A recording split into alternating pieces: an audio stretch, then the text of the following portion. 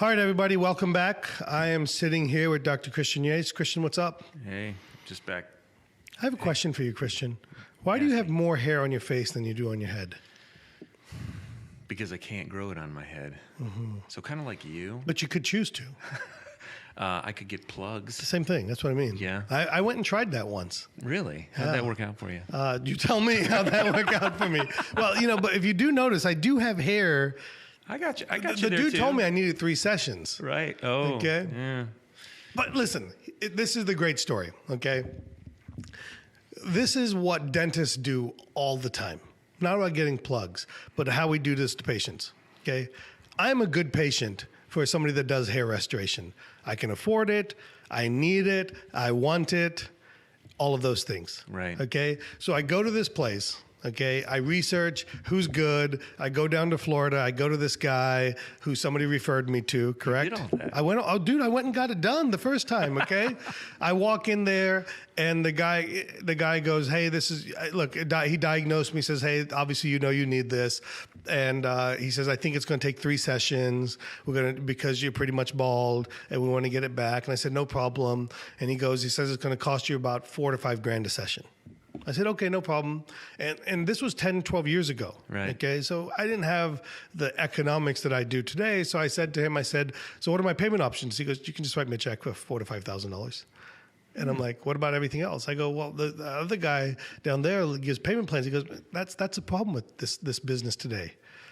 I'm like, okay, no problem. All right, so all right, but he's the guy, right? Yeah. He was the guy. So I said, all right, I'll write you a check, no problem. So I borrowed money to write him a check. And then I said, well, what about sedation? Oh, you don't need that. It's not that bad. Yeah. He says that's what he said. He said, I'll give you a couple of Valiums, no problem. He's like, you'll be fine. So so I got this I got a little bit of fear inside where I don't want to tell him that I'm a wimp, that I needed this. So anyway, I toughed it up. I said, okay, it won't be that bad. And I got this done. And here's what I remember. They numbed me up. Okay, so they used the wand and they numbed my head up. It was an absolutely weird feeling.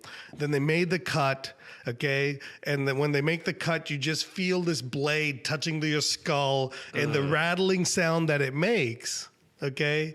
And then I'm thinking why, during this is happening, I'm like, why am I not asleep? Okay, and then I go to him, I go, is there a TV or something I can watch? He's like, no, we don't have any of that stuff. And then I go, oh my God. And then he pulls out what I think is an ice pick. Okay. And he starts making little holes in the top of my head for where the little plugs are going to go in, or the graft from the back of my head is going to go in. And I'm thinking to myself, why the hell am I not asleep? Right. And then I'm thinking to myself, I paid money for this. Right. And then so basically what happened is I got the result he told me I was going to get, but I never went back again. And I'll never do it again. You don't have any patients to do that, do you? Well, I will never recommend anybody else to do that again because he missed the fundamental logics of running a business. Your patients are asking to make payments, so help me make payments. Right. Your patients are afraid to death of what's going to happen because what's easy to you and normal to you is not easy and normal to me, so you don't offer sedation, and then you don't offer any way to make it comfortable for me. And I was like, I just won't do it. I toughed it through it. I just won't do it again. Right. And a lot of our patients do the same thing, right? A lot of our dentists do the same thing to patients. Right. Exactly. All the time. So our patients experience exactly what you did. Yeah. So that leads me into what we're going to talk about today. What should I be doing before I even actually start marketing? Right. Okay. So you break it down into 2 things. Okay. There are internal things we should be doing, and there's external things that we should be doing. Right. Which one do we want to address first? I think internal. All right, let's talk about internal. So start talking to us, Christian. So I think the most important thing, well, there's a number of things that are important here. One would be obviously, you never want to market something you can't do. Okay, so clinical skills, that essentially. That sounds like common sense, right? Yeah. But how many people do we know, or how many times have we even done this where we get excited, we hear about this and we're like, oh, we got to tell everybody about this. And then somebody comes in and maybe they're interested in gum bleaching, laser gum bleaching. Oh, well, I got to go get a laser. I forgot about that part. That sort of thing. So obviously it sounds like common sense, but get comfortable and like maybe do a few things before you start doing it on patients. I don't know how you feel about that, but I don't know any of my patients that want to be guinea pigs. I tell my patients when they're going to be guinea pigs, to be honest with you. Maybe that's what I need to do. You know, I take a slightly different tack to that. It's the same thing, okay? But I take it a step further. And what you're saying is, in other words, have the clinical skills of whatever procedure that you're doing. Now, that doesn't mean that you have to be a bona fide expert. Correct. But you have to have the tools, you have to have the training, you have to have the support system in place. And the way I tell people is, you earn the right to market. In other words, do these things on your existing patients that are in your practice. Right. And if you can't complete a case or get patient acceptance within your practice, you're going to fight an uphill battle getting those patients outside your practice. I think that's great advice. So, I do that with sleep. And the way we teach our sleep classes at 3D Dentists is sleep level 1. That's about, hey, we want to train you to get 3 to 5 patients a month out of your hygiene department. Right. Sleep level 2 is, now that you've got that under your belt, now let's earn the right. Now we've earned the right. Let's talk about what it takes to get out to the physician community. Let's share our results. Let's share our stories. Let's talk in medical terms. Let's talk marketing. Let's talk all those things, because now we've earned the right. So it's the same thing that you're saying, but I look at it, hey, it's not just the education. It's, hey, I want to complete a few cases on my existing patient base, and I want to kind of work through them before I go outside. Why would I spend money marketing when I have this whole pool of patients inside that could be done with? Okay, That absolutely makes sense. All right, so next on the internal list.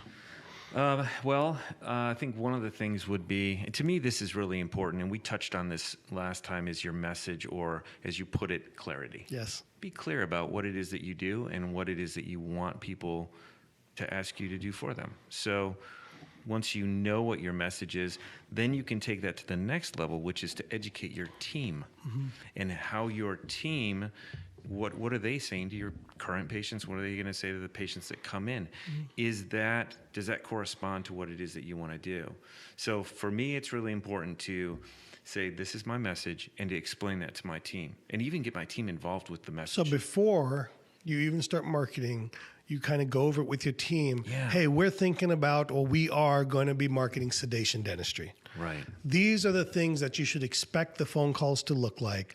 These are the struggles that patients are having. This is how I want you to talk to these people. And this is how we have to do these things differently than what we do with our general dentistry patients. Right. I would argue that you're almost marketing to your team. Yeah. So you're basically feeding your team the same information you're feeding out to the community, in that, so that they can give you some feedback like, that doesn't make sense to me, or, okay, now I get it. So now you know how to talk to my patient when that new client comes through the door. They're not going to have interaction with you right off the bat. They're going to be talking to Susan or Janice or whoever answers the telephone. And if that person, not that they need to be an expert, because I also think it's really important that business team members and auxiliaries don't necessarily explain everything. We're not diagnosing over the phone. Right. And they don't really have to. The most important thing is, I'm so glad you called. Dr. Troon is an expert at this. He would love to meet I'm with an you. expert? You're an expert. Wow. Hey, you went to a course. You're an expert. Yeah. All right. So what I heard, number one, is you got to have the clinical parts in place. Yes. Okay. Number two, what I'm hearing is that you have to have your messaging clear, and part of having your messaging clear is making sure that your team members even know what you're doing. I can't listen. I got to give you an example. I remember the time I sent out. I would never do this today or advocate this today. Okay, but I remember about 15 years ago, I sent out an ad that was a coupon in Valpak for $99 exam and cleanings. Okay, and I remember my team coming to me and says, dude, we're getting patients calling about $99 exams and cleanings. What do you know anything about? Do you know anything about this? Like, oh yeah, I forgot to tell you. I put this ad out about a week ago, and they looked at me like, it'd be good for us to know that, because I just told this patient they're out of their mind. Right. I just told this patient we don't do that. Yeah. So that's a very good example of why we should let our teams know. Like, what are we doing? I try every month. I try. I don't know. I'm not always good at it, but to try to bring them up to speed. Like, hey, this is what we're doing. This is the messages we're sending out. This is what we're interested in. When somebody calls about this, yes, we do that. We do everything. So they have a better idea of what that patient's going to be looking for and how they need to handle that patient. Christian, you said something I don't like. What's that? You said I'm not really good at that. And your real answer should be I'm less worse than you. Oh, okay. I'm working on that. I'm a work in progress. I have the same tendency. We have this tendency. So I'm not good at that, or I suffer at that. And the truth is we're just better. There's some things that we do better than others. That's true. But in our mind, we're still not good at it, right? Like I'm not a good golfer, but I'm a 5 handicap. Right. And many people listening will be like, dude, I'd be happy to be a 5 handicap. Right. So I'm just less worse golfer than you are. You just made me feel great. You made my day. Yeah. So I'm just less. So now what else? Okay. So we talked about clinical. We've talked about messaging and clarity with your team. What else should I have in place internally before I go outside and market? I think we both can agree that the culture of your office needs to be one that is, and again, this is common sense stuff, but we oftentimes overlook this, is that your culture needs to be in place, the culture that you want, that is going to make that patient feel comfortable when they get there. So if you don't have an inviting atmosphere or people that are going to make that patient or that new client feel comfortable making the decision to move forward with their treatment, then you've just wasted all the money to bring them in. Because as they leave, you spent how much money to get that patient through the door, and now they didn't have the experience that they expected from your marketing, and now they're going to go somewhere else. Yeah. So you really just opened the door up for the next dentist who's going to be able to provide that experience for the patient. So I think that, that another internal thing is making sure that your team is qualified as well as you to provide the experience that the patient expects to have. So, I would take that a step further. And I would say that oftentimes dentists, we view our culture from the clinical setting because that's where we're at 8 hours a day. We very rarely ever see what the culture is in the front office or in the business area when patients are walking in the door. And so to me, the culture, if we boil it down, is do you have a smiling face and somebody that's going to make your patient feel welcome when they walk in the door? Right.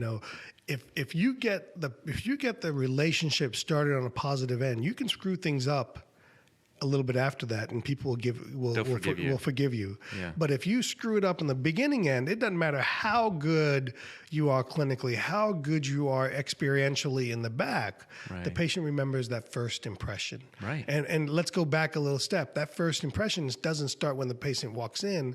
That first impression starts when they call your office. Right. On the phone skills. So you got to make sure the culture that you're speaking to is you got to have a culture of people that want to win. Okay, and winning doesn't mean money necessarily. Winning means helping people. Right. You got to have a culture of people that want to help people. Right. And those people are the doctor, the patients, other team members, each other's families. That's the culture that we got to create. Absolutely. All right, so we talked about having the clinical skills. We talked about having clarity of your messaging and make sure your team's on board. And we talked about making sure that you have a culture so that when patients walk in or come to your practice, they say, hey, this is a place I'd like to do business with. Right. I think there's two other things that kind of blend together, and that's financial. Okay. So number one, make sure that you have a budget to market. Okay. Because obviously you there's different people out there who will say you have to spend this much per month versus this much per month. And I don't even remember what it is. Our budget is so far out of alignment with what the consultants recommend. Yeah, most consultants recommend 5%. 5%, yeah. So we're considerably more than that. But or maybe we are close to that. I don't know. But we're not anywhere at 1% or whatever, which is what a lot of dentists will either not throw enough or throw too much or whatever. So when it comes to the money part, there's a gentleman that was a radio rep. When we first got into radio, my partner Joe was this big AM talk fan, and he just loved it. And I'd never listened to that stuff. But I didn't realize how many of our patients did. And so he convinced me, let's get them in here and talk to them. The guy says, this is what I would lay out for you if you want to be successful on radio. For the first 6 months, you need to spend $60,000. And I mean, I'm almost lost it. I'm like, this is back in, 2002 or 2003. I didn't have $60,000, and he wanted it up front.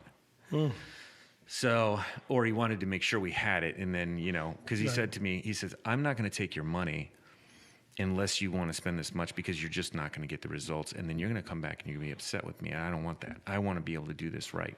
So we borrowed the money and did it. It was one of the best things we ever did, because we built this relationship with one of the radio personalities, and it, just cascaded into lots of people coming into our practice as a referral from Al Gardner, who is the morning news guy on WBT. So from a financial standpoint, make sure you have the money and you're willing to spend the money, and then that you've budgeted that for whatever period of time that you're going to be doing that. So Christian, what I'm hearing from you is dentists need to have a budget in mind. Yes. Okay, and that budget needs to have two sections to it. Section number one is they gotta be prepared for the monthly outlay, and part number two of that is you got to be prepared for the ramp period. Okay, in other words, you're not going to get that money back. You may get lucky and get that money back month one. You may get lucky and get that money back month two, but you have to be committed. We often say you got to be committed for the long haul, and I say don't commit to the long haul until you know the short haul works, right? So don't, to me, it's that 3-4 month period. You'll know in 3 or 4 months if something's working. Okay, and that doesn't mean you're going to recoup all your money right away in 3 or 4 months, but you should see progress. Correct. In 3 or 4 months. So establish a budget and know that budget has to last you a solid 3, 4, 5, 6 months of commitment. So in other words, if you're extending yourself and you want to spend the money for a month or two, don't bother.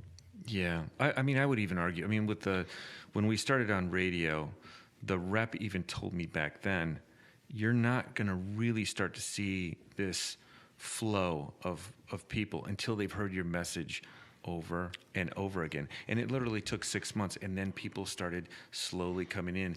But, after 18 years of doing that, we have people that come in that heard commercials back 10, 15 years ago, and they're like, I'm ready now. I didn't need your help, but I've been listening to you, and I've heard your message so many times. I mean, I just naturally... It's built trust. Yeah.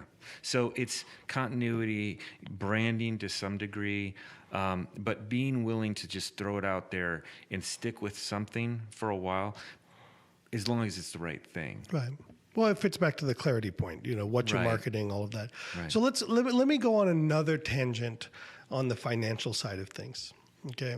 To me, the other part of the financial is not just as the dentist, but do you have the financial systems in place to help your patients afford the dentistry? Right. In other words, do you have payment plan systems? Do you have the right third-party system?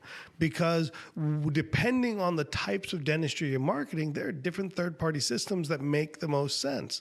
Because if you're starting to get into $40,000, $50,000, $60,000 cases, XYZ company it may not be the right person for that. Right. But there are companies out there that's kind of specialize in lending that type of money out to those types of patients. And they have programs very specifically designed for those patients. And for me, the example I'm using is full arch dentistry, and then the full arch implant dentistry, and the typically companies like Proceed or Green Sky Financing that have very specific programs that are literally geared towards patients that are getting $30,000, $40,000, $50,000 worth of implant dentistry done.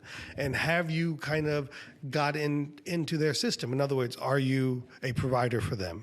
Mm-hmm. Does your team know how to utilize them so that you're not bumbling and fumbling when that patient comes in? Right. So part of that financial the financial part of this is, do you have the budget internally to sustain the marketing? to get it going? And do you have the systems to allow your patients to afford the dentistry? Right. I agree with that 100%. Yeah. So if you don't offer third party financing and you're going to start marketing dentistry that costs more than $3,000 or $4,000, don't bother. Right. Really. You know, it really Very don't. true. You know, and I would argue if you have a single resource for third party financing, you're missing the boat. You need to have multiple resources because everybody has different credit requirements. Everybody has different programs. Everybody has different. It's no different than when I go to the car dealership. I'll come back to that analogy. Right. And I know dentists hate anything to do when they say I'm anything like a car dealer. Okay. But when you go to a car dealer, depending on the car you're buying, they will have different banks or lending relationships that they work with. Right. So when I go into a car and I want to buy a car, they say, hey, for you, we're going to work with XYZ Bank. And I always go, why? He goes, well, your credit history is of such that this bank works really well with you. The car you're buying is of such a price point that, you know, they're not going to hesitate there. And I said, so when would you use XYZ, another bank? He goes, well, if you're buying this car and your credit was a little bit less than ideal, we know that this bank loves customers like you. Right. You know, so it's the same thing by having these things in place before you start marketing. That car analogy brings me up to, because, you know, back in the day when I first became a dentist, I was driving around in a crap box. Okay. I still think your car is a crap box, quite frankly. Well, I'd never experienced what it was like to purchase a car that my experience was more important to me than the cost of the car. Yeah. Like I literally, and I think car dealerships have come a long way, and we don't need to talk about cars, but the way that we're selling our dentistry, we're not selling, you know, little things here. We're selling a Mercedes. Ooh, 100%. You better be prepared to give people a Mercedes experience. So the overall picture here is are you a Mercedes dealership? Or are you a Chevy dealership? If you're a Chevy dealership, that's okay, but you're probably not going to be able to sell a Mercedes out of a Chevy dealership. And every once in a while, you sell a Corvette, and that's fine. Right. And it's a perfect analogy, right? Mm-hmm. Because Chevy dealership also sells $60,000, $70,000 cars. They call Corvettes, right? Yeah. They're called Hellcats. I mean, I don't. That's a Dodge, I think. That's okay? a Dodge, I think. Okay, I mean, I don't know much about American cars, okay? But if you're trying to move into where the majority of what you're selling, is this, then you need to have that level of experience in place. That doesn't mean you have to have a fancy Taj Mahal office. Right. It really comes down to what I would call the soft products. Right. Okay, the soft, in the airplane world, they call it, we got the hard product, which is the seat, then we got the soft product, which is the service, right, and how they make you feel. You know, at the end of the day, they're all Boeing 777s, correct? But what makes the difference is the soft product is how people treat you when you get on that plane. Right. And that's part of having that in place before we get started. We've talked about having the clinical skills. We've talked about having clarity of your message and making sure your team's on board. We talked about having your personal financial budget in place and longevity for that. Mm-hmm. We talked about having the financing in place so that your patients can pay for this dentistry. The last thing I think that people need to have in place before they start marketing is scheduling. Yes. Okay. So in other words, if you're going to start, and this is somewhere that I'm struggling to a certain degree, because some of us, okay, there's two different types of marketing, let's say we're talking about here. There's the dentist that's marketing to fill their chairs. Okay. And that's a whole different ballpark. And I'm not saying that's an area that I'm not probably the right person for them, you know, or maybe even yourself, okay, to a certain degree. We can go back in time and talk about what we did to get there. But where I'm really focusing on is the dentist that already has a full schedule, but the full schedule of things they don't like to do necessarily. Right. And now what they want to do is they want to advance their services and their practice by marketing for new things, not necessarily just to fill the schedule, but to fill the schedule with new things. So before you start marketing, you've got to have the space to bring these people in as consultations, to bring these people in as follow-up consultations, right, to bring these people in to actually do the treatment. Right. So the last thing I want to do is have somebody respond to any level of marketing, okay, and then for us to say, well, our next consultation appointment's 2 weeks from now. Right. And that's not going to work in today's society where people literally they're trying to oftentimes they want to come in the same day. I'm thinking about it. I'm free today. I picked up the phone. I chatted with you on my website, whatever it may be. And we want to get that out there. So let me tell you what's really painful is the patient that comes in and you build a relationship and you've paid the money and they're there, and then you see them 6 months later and they went to Clear Choice and had full arch implants, and you go, wait a second, I thought we were going to do this, to your team. Yeah. And the patient talks to the hygienist who's taking this part and fix it, and she says, I just couldn't wait. Yeah. And I go, and ask me how I know this. It happens. Because we weren't able to get the patient in, because time and fear and money, those are all very important things. And to some people, it's time. They have the money, but we didn't make the time in our schedule to make it convenient enough for her to get the work done. And so she went somewhere else. She loved us. She came back because Clear Choice doesn't have a hygiene program. But you missed out on the $50,000. Totally missed out on the boat. And doing dentistry that you love to do. Right. And really, I mean, and they did a fine job. I mean, the work was fine. But, you know, I wanted to have the satisfaction of saying, I got that smile for you, or I worked, or my team did this for you. And it's okay. But to your point, it's so important to make sure that we're logistically set up to do these cases and to do this type of dentistry. You know, a quick story on that. And I remember when I first started marketing sedation. Okay, well, first started marketing more advanced dentistry back in 2005, 2006. At the time, I wasn't speaking as much, so I had more Fridays off. So I asked my team members, if we get the response that we hope we get with this, are you comfortable working a few Fridays here and there so that we don't have to make patients wait? And today I would look at them, and my team has actually come to me and said, hey, let me know the Saturdays that you can work this month. And they don't say, hey, we're going to schedule you, but they know that, hey, if some patient comes in, they want to do the dentistry that we love to do, and what's holding them back from saying yes to us is because we're pushing them out a little bit. They know that these are our stretch days, where we'll come in if necessary, but if it's not necessary, we won't come in. And that's what I mean by part of having the schedule in place, having the consult blocks, having the treatment blocks. And maybe you're like, hey, I'm already working 4 days a week and I'm busy. Well, there's that 5th, 6th, and 7th day, you know, and get what's needed in place to where if you needed to work those days, make it happen. Another specific example, let's say you want to get into full arch implant dentistry. Part of scheduling will also know when you're going to have an anesthesiologist, or when you're going to have a dental anesthesiologist to come in. There's so many working parts. That's coming back to having clarity about what you're marketing and the clinical part of it. There's so many things that kind of go with this, and that's oftentimes why marketing doesn't work. It's not that the marketing didn't work; it's that we just didn't convert our patients on the experience. So, all right. So we talked about the internal things. We talk about having team on board, having conversion conversations, having a schedule in place, having a way to convert people, understanding if we can't convert people within our practice, we're probably going to suffer converting people outside of our practice, to have the longevity on money, of spending the money for the marketing and to give it the period to ramp up, to have financing in place for our patients, to have all the things that it takes to schedule so that, you know, we go into a mindset of having success. So when, not if, but when it works super well, this is where we're going to put these patients. If the response is way better than we expect, here's our stretch days of how we're going to make this work. So we've talked about all these internal things that we need to have in place. Now let's talk about the external things.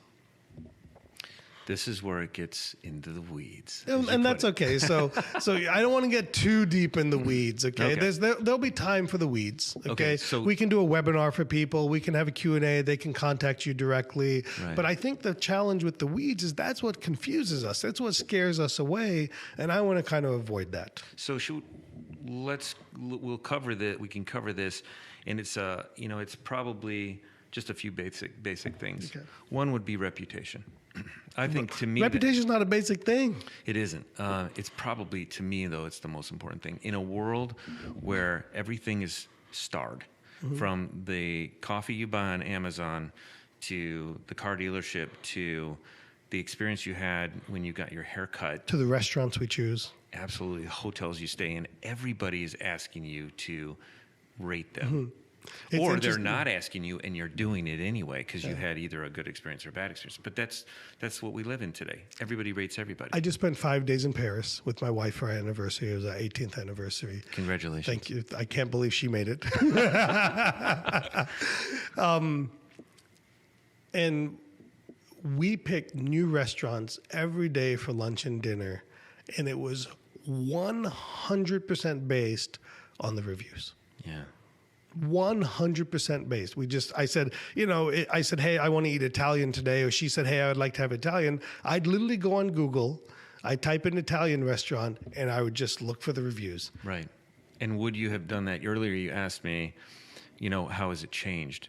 Oh my gosh, 10 years ago, none of us looked at that kind of stuff. It wasn't that important. It didn't even exist hardly. Yeah. So today I feel like you really have to tell the general public, listen, this is a safe place. I know what I'm doing. I'm an expert at this, and this is why you should choose me. And I can't tell you how many patients over recent years, so not 5 years ago, but recently in the last, say, 18 months even, that patients will come in and I'll say, how did you hear about us? So, well, I heard about you here, but then I looked you up because we're all getting I did my research. Oh, yeah, I researched. I had a patient literally tell me this. I read your reviews. We have 800 reviews right now. On Google. On Google, 800. And this guy's like, I read all 798 of your reviews. That should scare you, by the way. I was really taken back. And I said, so I'm guessing they were good because you're here. He said, the only ones that, you got shafted on were the insurance questions. Yeah. I'm like, good. Okay, that's fine with me. Because I think people are smart enough to understand, like, there's confusion with insurance. And we're not really heavily embedded with that. But the ideal thing is the guy came to us because other people said we were a safe place. We were a good place. They liked us. They liked our team. So it's just like you ask your neighbor, hey, where's a good place to eat, get French cuisine? Oh, man, there's this great place down the street. You're going to go because they told you that. I along the point of reputation, I don't think we need all 5-star reviews. No. I think it actually helps Absolutely. to have a few negative reviews. Yeah. And coming back to my time in Paris, I had somebody that had a 1-star review on this Italian restaurant that I wanted to go to. And I read it, and the guy said the food was great, the experience was great, it was unaffordable. Oh, yeah. Well, and I was like, great, no problem. Not great, Perfect but I said, that's not a problem for me. Okay. Right. So I said, the person said the food was great, this was great, but I didn't get as much food as I wanted for the dollar amount. Right. I said, okay, no problem. I'll just buy 2 dishes if I have to. If I just want good food, I want a good environment, and whatever. Okay. I'm on my anniversary trip. So I think sometimes, like, I have a few bad reviews of patients complaining about, hey, he didn't work with me to make the financing happen. Right. They weren't willing to finance, and I think that's okay. And I think it's okay to have some patients say I didn't get the result I wanted, because I think that's more reality. At the end of the day, you're not going to get everybody happy. Well, and it also helps us to be better dentists. Yeah. When you don't know what you don't know, this is a good way for you to figure it out. And there's some very interesting things on the market, softwares and things that are coming out that help you figure that out without having to get reviews. But that's a whole nother topic. Right. So reputation to me, super important. And then one of the things I'd like to say externally, hey, we're talking about, again, I'm sitting here with Dr. Christian Yaste. We're talking about the things we've got to have in place before we start marketing. And if you're doing marketing now and you don't have these things we've been talking about, press pause, because you're wasting your money. Right. Okay. And you may say to me, hey, I'm getting results. I'm like, well, then you're not getting the best results. You're not getting what you could be getting. Okay. And we talked about those internal things we got to do within our office. And now we're starting to talk about the external things. And the first thing we mentioned was reputation. Right. And I want to combine 2 things now. And I think part of what we got to have before we get ready to market is we got to have good patient stories and before and afters. Right. In other words, we don't need hundreds. At the end of the day, you need 2 or 3 good stories. And I think before and afters are good, they're not great. Really what people want, other people want to hear that there's other people like me that have gone and feel the same things I feel. They found you and they achieved their goal. The hero is not the dentist. The hero Is the patient. is the patient. Absolutely. The dentist is just the guide, to Right. come back to the framework, correct? Right. The dentist is the guide. Like, so often we start marketing my skills and my degrees. It's not about you. Dude, I'm just happy to help you get there. I want you to be the gold medalist on the panel, all shiny and proud of your white smile or being able to chew whatever it is. And everything is about making me the person that helps you get Right. to where you want to get to. And I think before and afters are good. They're the minimum. But I think it's really about getting a few patients that really exude that journey Right. that the patients are going through. I can't agree more to you with that. We've been doing cosmetic imaging before it was easy. I mean, when it was really, really hard to do. And we have sold hundreds of thousands of dollars of cosmetic dentistry because of that. Because the patient saw what their smile could look like. Or they went on the internet and they saw pictures of people that look just like them. Yeah. That like, hey, that's me. So then they have that feeling that, okay, well, if he can help this person, then I'm fixable too.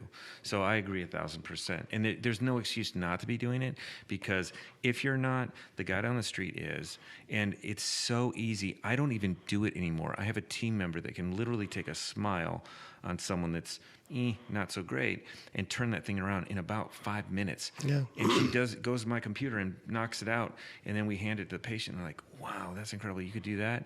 And we go, yeah, we could do that. So have patient stories, which are some form of imaging, some before and afters. So in other words, if you don't have a camera and you start marketing for these types of cases, it's a little problematic probably. Okay? Yeah. And then I would say that you got to have video stories Yeah. of your patients. You got to have not your patients just saying, hey, this is a great place, but your patients saying, hey, before I came to Dr. Yaste's office, I was embarrassed in my smile. I was afraid to go out in public, and I just didn't know what to do. Right. But when I found him, he helped me chew better, function better, and live a better life. I think, I mean, and you know the value of this. Video is so important. Audio is important, but video, you can't lie in a video. I mean, and then you can see what's happening. And how hard is it to whip out your smartphone these days? Yeah. There's absolutely We no don't have to excuse. complicate this. No, you can whip out a smartphone.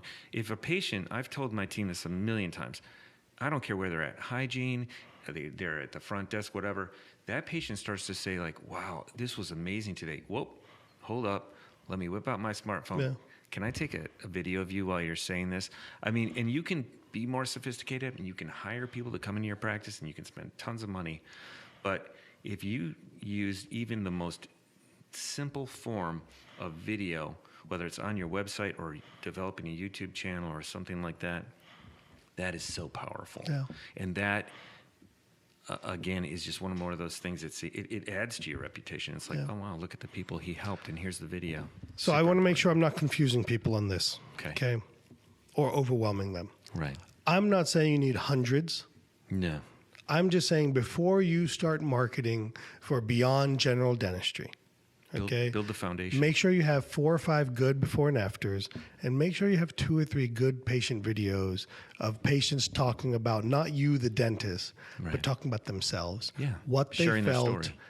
what got them here, and how your dentistry helped them feel better. Right. That's it. They don't need to say I'm great.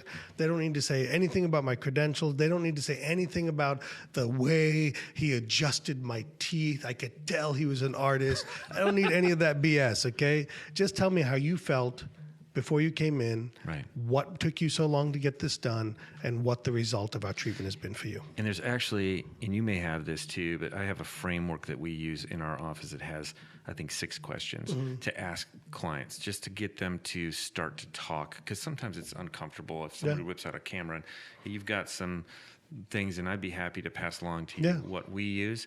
But that's a really easy tool that you can share with your team that costs nothing, and you can immediately, within a week, you could have a half a dozen little videos. So just a few and kind of get going. Right.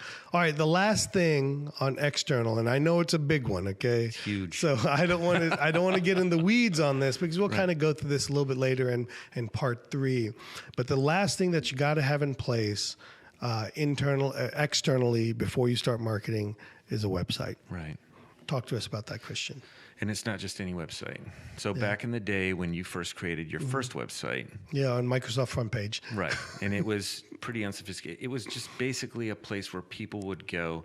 It's a postcard. It was a brochure. Yeah, a brochure. So it's an online brochure. Today, a website needs to be interactive. It actually needs to work. So It needs to be educational. Educational conversion is super important. There's all these little bits and pieces. And the confusing thing, I think, to dentists is because I've had patient or companies come to me every year or two.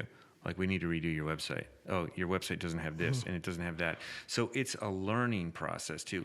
People in that industry are learning what works. And we are actually, as we get farther and farther along, as we use the internet, we start using it differently. So what we used to look at isn't what we look at anymore. And how we interact with the technology that's there changes for all these crazy reasons.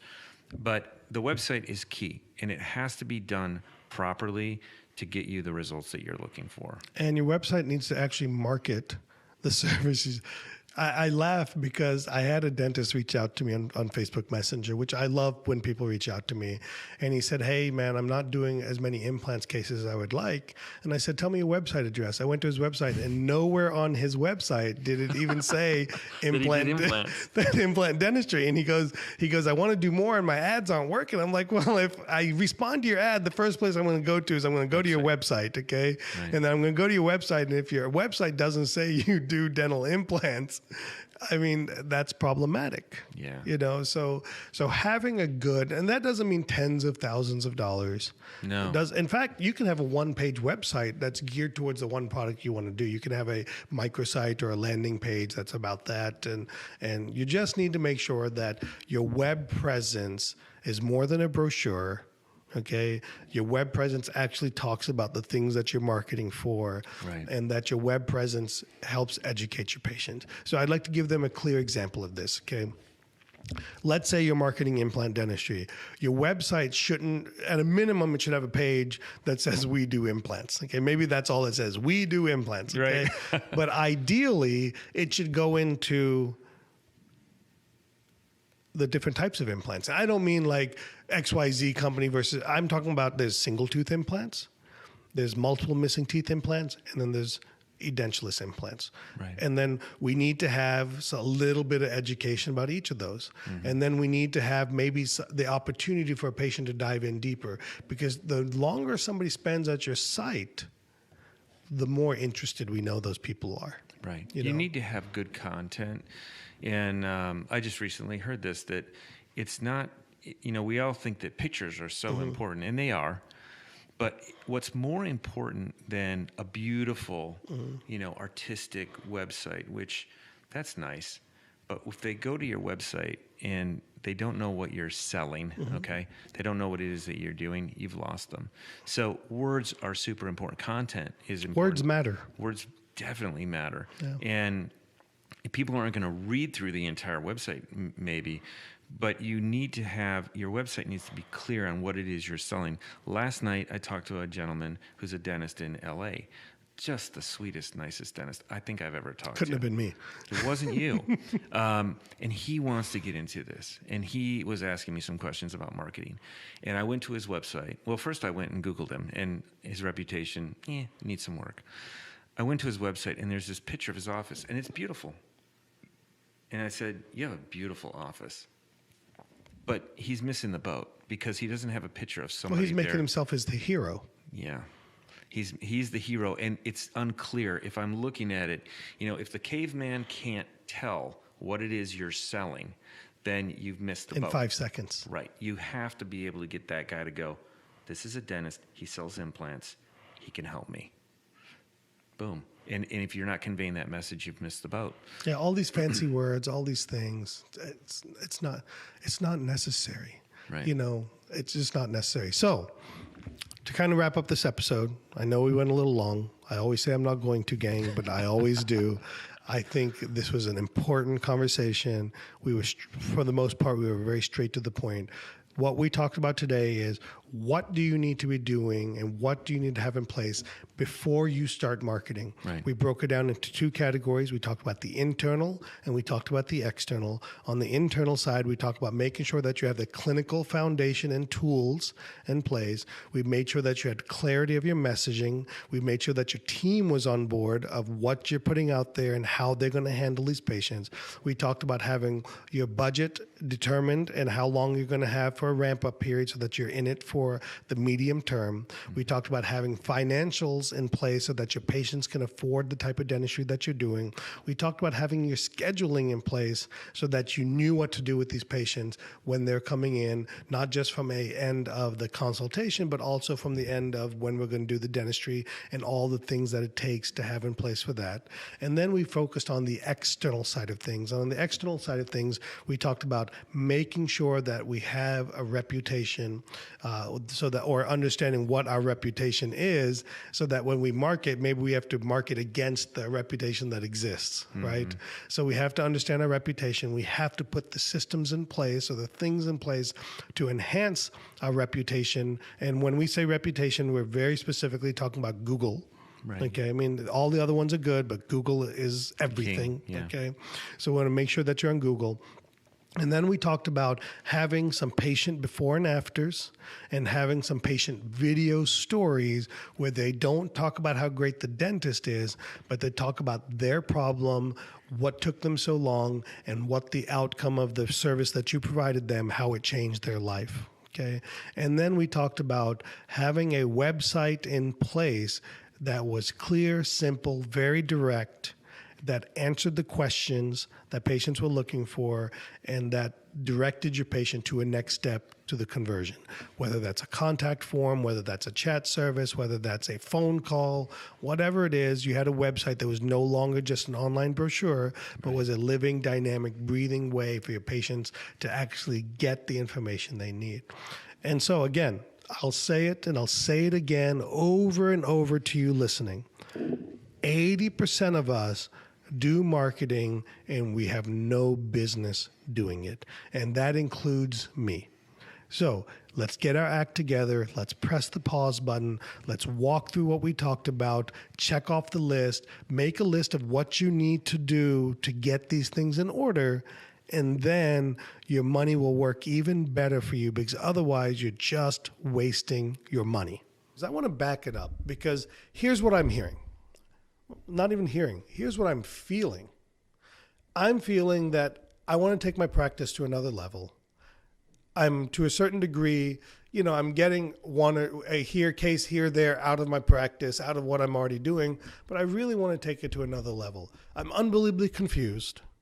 Okay. I'm scared to death of getting ripped off. I'm frustrated and I don't even know where to start. So I kind of give up.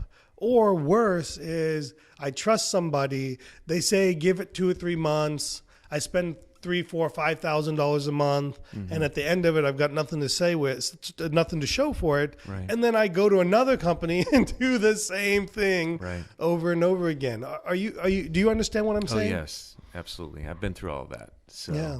So I want to talk about that. I want to talk about how can we help dentists get better results with marketing? Let's talk about it. Yeah. Because it needs to be talked about. So real quick, before we get going, I think it's very important for our listeners to understand you're not a marketing company. No. You're not a marketer. In fact, I would argue that you don't do all your marketing yourself. But you serve, and what your goal is to serve as an advisor to dentists to get a better understanding of what marketing is working and what they should be understanding for marketing. True. I am a marketer, though, and so Okay. are you. Because we all Sure, are. everything is marketing. Yeah, sure. Yeah, absolutely. That's fair. We're marketing all day long. Yeah, And we need to be aware of that as dentists, that everything we do sends a message to our clients, our potential clients, our team. So I am a marketer, but I don't, back in the day when Facebook first came out, did I play around on Facebook and try to create ads and things like that? Of course. Do I do that now? Absolutely not, because there are other people that are experts in there, and the game has changed. Yeah. So, yeah, marketing's a big confusing area that causes a lot of frustration for a lot of dentists, including me and you. And I think if we can give them a little bit more, just some things to think about and know like how to approach this, that will be some value for them. You know, I think where I've struggled in marketing is that I haven't been clear to myself about what it is I'm trying to accomplish with the marketing. I haven't been clear about how marketing works or how marketing has changed. So has marketing changed in the last 15 years? Yes. Like, be more specific with me. Dramatically. I mean, because we have the old traditional marketing and now we have digital marketing. So two completely different things, but they work together. So we had some discussion about this previously, and it's about how to use both of those entities to help you. So you're building kind of this, it works together to get the type of patients that you want into your practice. How about this statement? Many dentists believe that marketing doesn't work because they have no business marketing in the first place. True. So what you were saying about being clear, and the most important thing I think we can agree on is the very first thing that a dentist needs to do is decide what is their message and who are they. So what are you and who are you and what do you represent and how do you want that to look to the public? So it's really important to know who you are and what you want to do. I mean, who is your audience?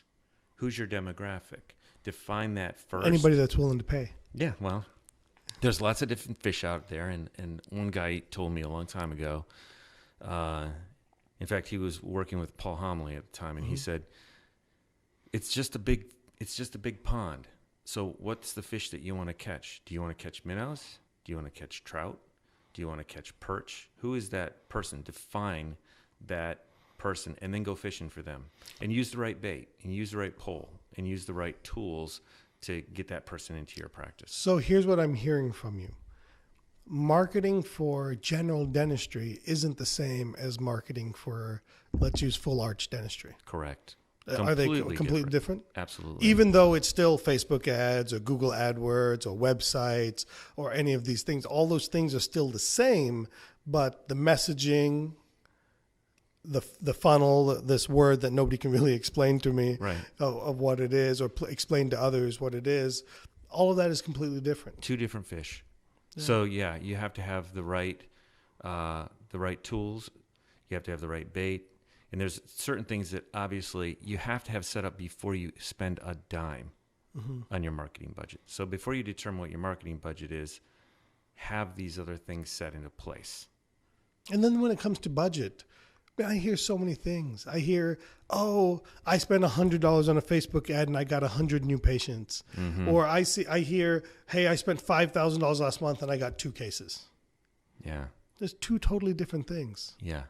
And what you're spending and what your new patient acquisition, so the fee that you pay for that new patient, what that patient is worth to your practice has to be considerably higher than that. Yeah.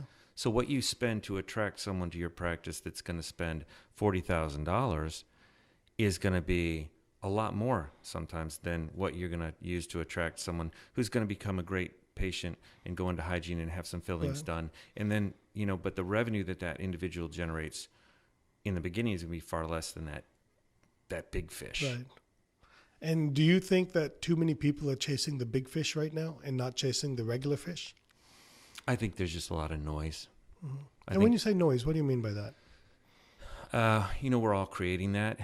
I love the analogy that it's in the book that, we both have read about when we're marketing, when we're sending information out to people through all these different channels, whether it's radio, television, print ads, direct mail, digitally, it's really just noise. And our job is to get that to make music so that it's not just a bunch of random notes, that it actually resonates with the individual that's either looking or hearing, and they go, yes, this person has what I want.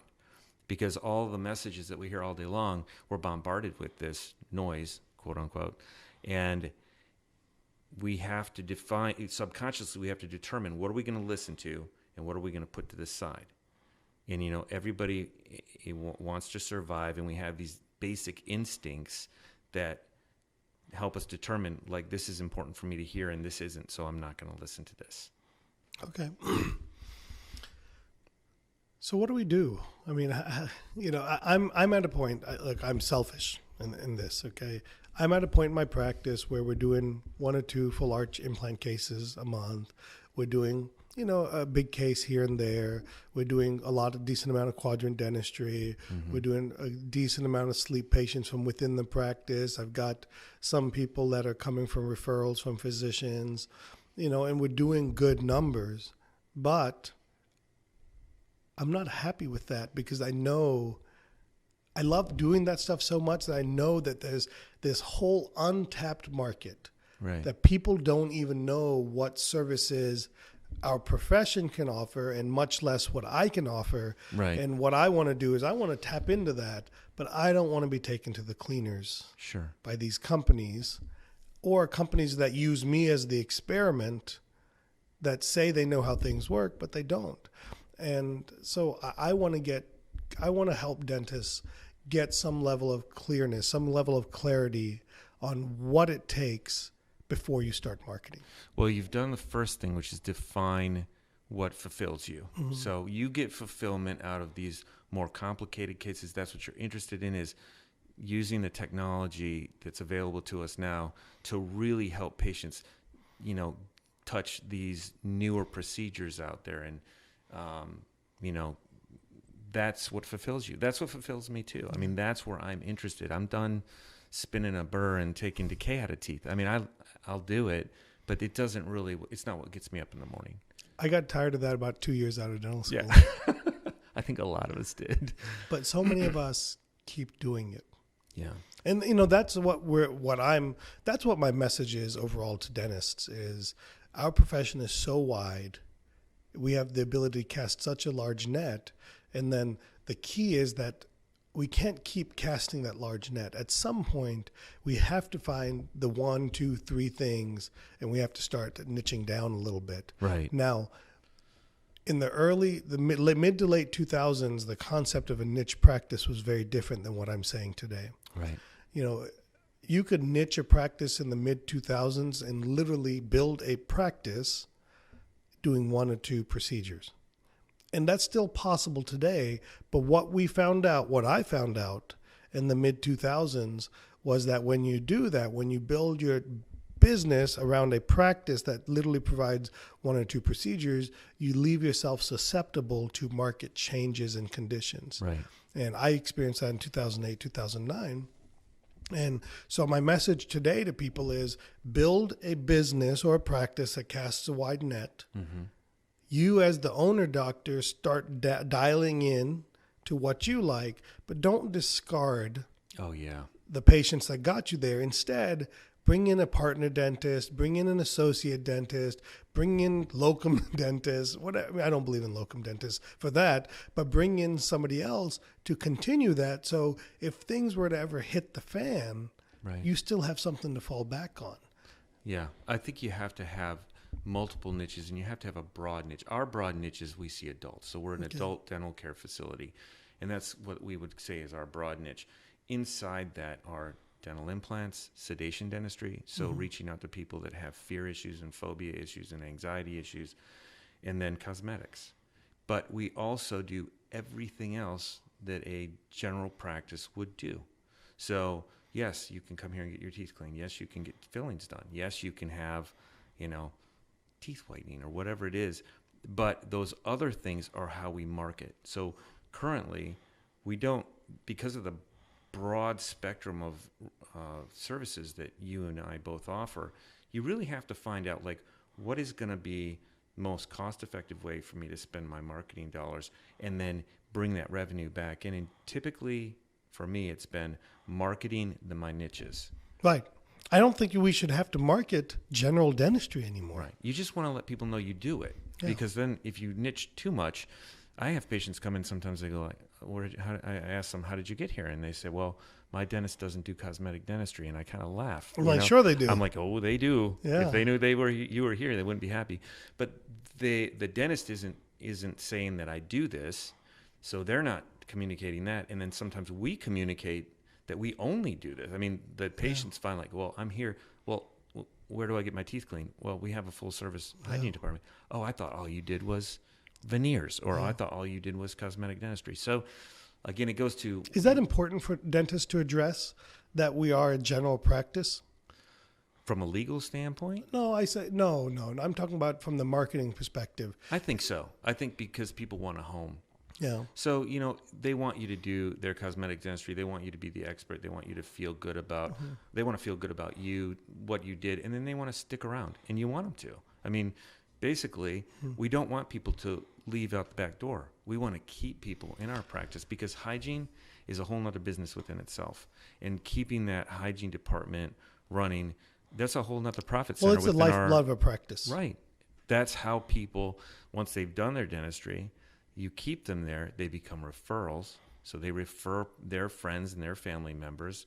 And that's some of the best marketing is word of mouth. The analogy I just thought of is, imagine I buy XYZ car. I'm going to use Mercedes in this example, okay? I buy a Mercedes, but they don't do oil changes. They say, I want you to go to Jiffy Lube to get your oil change. We're here for your big service. Yeah. But when you need oil changes, you need to go somewhere else. Sounds kind of like Clear Choice, doesn't it? Well, should we pick on them? No, listen, I believe Clear Choice has done wonders for our profession. They absolutely have. I believe Smile Direct Club is doing wonders for our profession. Yes. I believe that Extreme Makeover and all, I believe anything that creates noise that we can then convert into music, to use your analogy. Love it. I think it's great for the profession because at the end of the day, we are not going to serve many of those markets. I'm not. Right. I'm not going to serve the market of somebody that's looking for $2,000 orthodontics. Right. I'm just not going to. But I can take that message and I can literally sell against it by saying, listen, have you looked into Smile Direct Club, but you're looking for somebody to kind of guide you through this and make it right for you? We can do $99 a month as well. Right. Because there are people out there that they want their hand held. Absolutely. There are people that want to go to a Clear Choice or to a facility where they take all their teeth out and they throw dentures in, and that's all they want. And then there are the people that I want a little bit more than that. I want to build a relationship with my doctor. I want to know, that my doctor cares about me. I want to keep going back. Maintenance is important to me. And those are the patients we really want anyway, right? Well, I would argue that our job is to tell the patients that that's even a possibility. Right. That we can provide the services that they provide, but in addition to that, we can also maintain you. We can provide your oil changes. We can provide, for your family. We can provide for your wife. We can provide for your husband. We can provide for your children. Mm-hmm. Because these patients that get some of these niche procedures done, they're typically family. They have family. Oh, right? yeah. And friends. And friends, right? So we want to be able to take care of them. Yeah. So here's our goal in our marketing segments that we're going to do, Christian. We're going to talk about two specific things to help dentists get clear. Number one, what should you be doing before you even start marketing? So in other words, if you've started marketing and you haven't listened to this episode or thought about these things, you might want to consider put the brakes on. Press pause. Okay. Yeah. And then the second thing we're going to talk about is we're going to walk through what the purpose of marketing is by taking a 30,000 foot view of the marketing framework.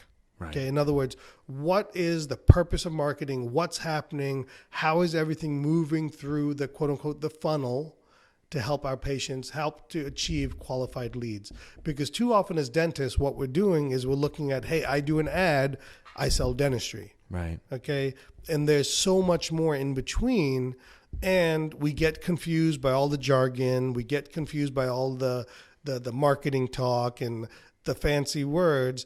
And I think it's super important for dentists to understand on a very simplistic level, on a very clear level, what kind of happening so that you can have a good conversation with your marketing person. Right. And you can ask the right questions. And so we can make a determination, is this the right person for me? Right.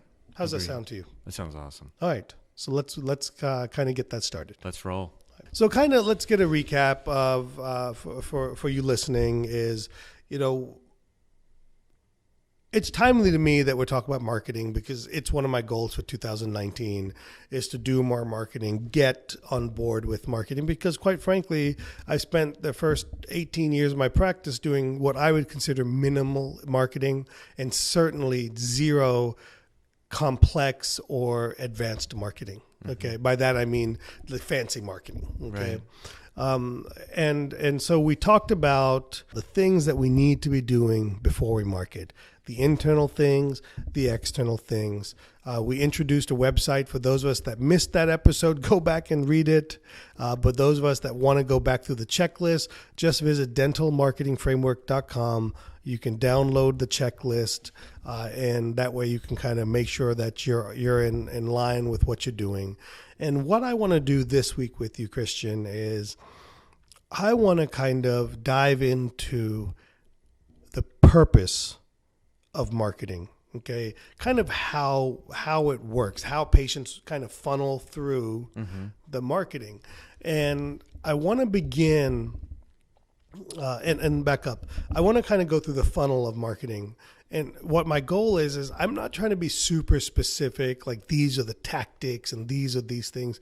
I'm really trying to get dentists to just understand what your marketing people should be doing, Right. so that you can have a conversation with them and then you can weed out who you should be listening to and not listening to by asking questions or using jargon or words that they understand. Right. Okay. And there are way more sophisticated ways to do this. There are way simpler ways to do it.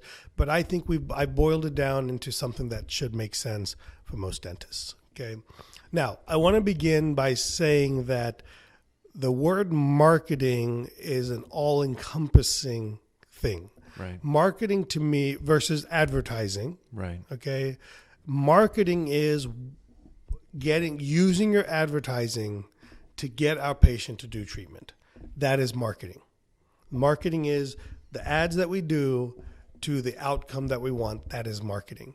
And too often, at least, I'm going on my experience, what we've focused on is, hey, I'm doing the advertising and there's a direct response at patients. I send out an ad, I send out a mailer, I do a Google ad, I do a Facebook.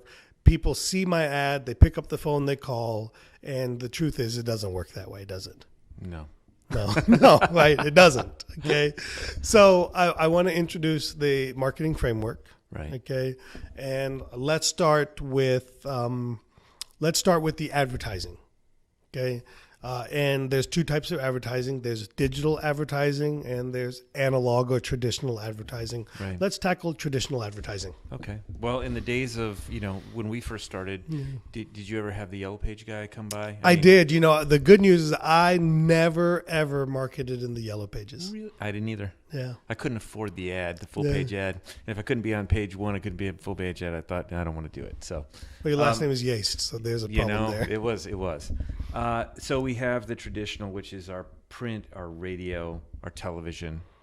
And that's what most dentists think of when they think of advertising. And now we have the digital, which is the Google, the Facebook, the Instagram, YouTube. You've got AdWords and SEO. And I'll make this distinction between those two. They're all good ways for us to do advertising. But the thing I like about the digital world is that it's measurable. Okay.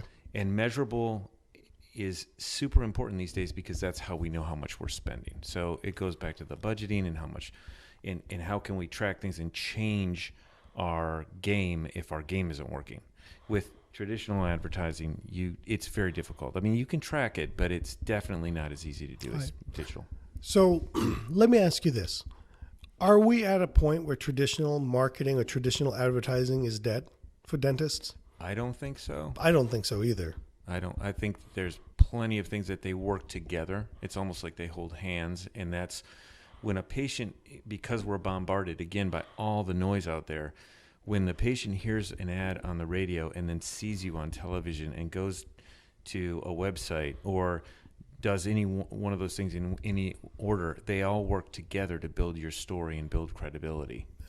So I think it's important to have those other things too. Okay. So when we say traditional advertising, we're essentially talking about radio, print, and print means magazine ads, newspaper ads, Direct mail. and or direct mail. Right. Okay. And then we're also talking about TV. Okay. And TV can be long format or short format or commercials. Yeah. Okay.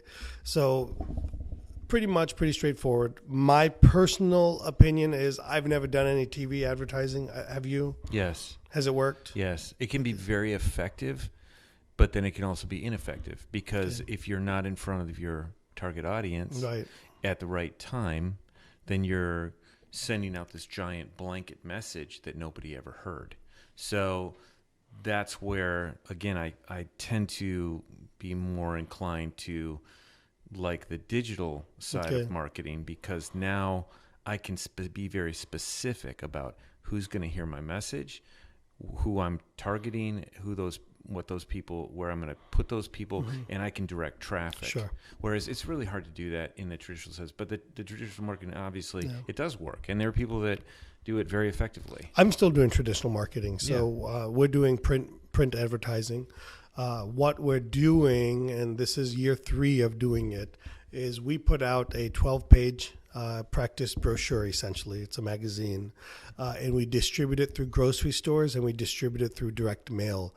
And our targeting in each of those is the grocery stores we choose are typically grocery stores that higher end grocery stores.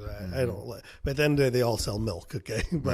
But higher end grocery stores, and our targeting on the mail are zip codes or neighborhoods with a certain income level or higher. Sure. Okay. So look, we're missing some. I know that, but my experience has been that it has worked extremely well for us. Okay. And it's part of it is you're measuring. So as long as you're measuring that and it's working and you're getting the ROI that you need to get, then continue to do what works. And here's why I think it's working better than postcards per se, is it's a 12-page magazine. And what I believe to be true is that the person reading that is serious. Okay, it's getting read more. It's an opportunity to provide more information, to market more services in depth than just a postcard. I'm not saying postcards don't work. And then I haven't done any radio advertising in many years. I don't listen to the radio personally. I don't watch TV personally. So I don't participate in marketing, which I think is wrong, by the way, on my end. But I don't market. I was just going to say, it's wrong. But do your patients watch but TV? My patients do, right? So are you still doing all 3 forms of traditional marketing? Just recently, we discontinued our television advertising, and part of that's because we're finding that we found the sweet spot on radio, and so we're just riding a wave right now.